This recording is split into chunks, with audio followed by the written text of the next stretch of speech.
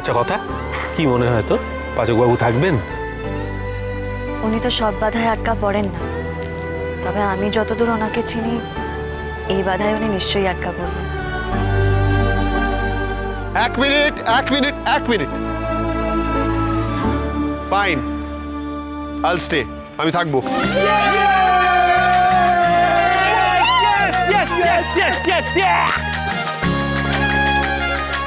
But only for you guys, হ্যাঁ? ওকে।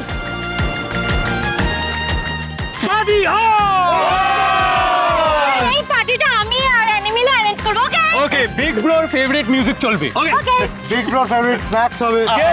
আচ্ছা আচ্ছা, তাহলে তো আমরা আজকে সেলিব্রেট করব যে বিগ ব্রো ডে, কেমন?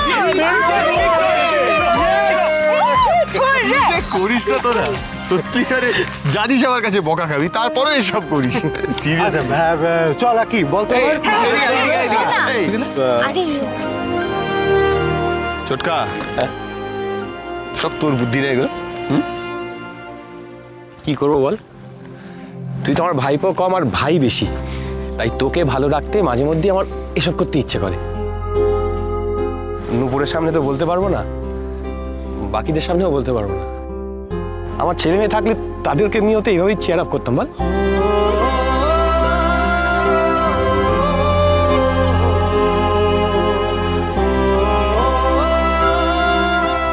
আচ্ছা, পার্টি অন, শুরু করো। আয় আয় আয়, এই শোন না, বলছি কি,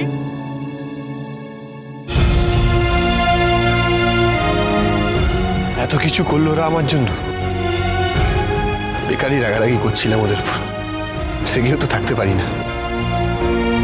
ওদের জন্য আমাকে কিছু একটা করতে হবে। হুল্লোড় হচ্ছে যখন, ভালো করেই হোক। এই জুনি, আমার একটা ছবি তুলে দে না এখানে। আয় আয় আয়। আরে আয়, কি মানেশা কে আছে এখানে? Excuse me. শুনছেন? একটা কথা বলার আছে। কি হয়েছে বল?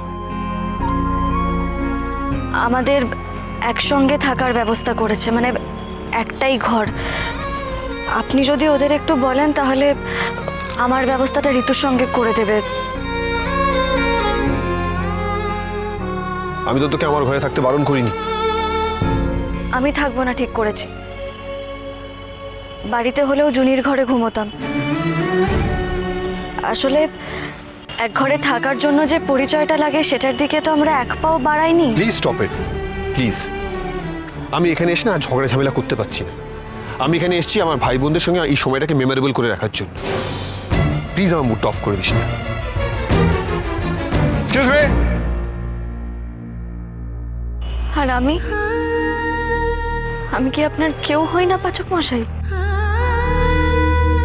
আপনি যেভাবে চান কথাকে সেভাবেই চলতে হবে সব সময়।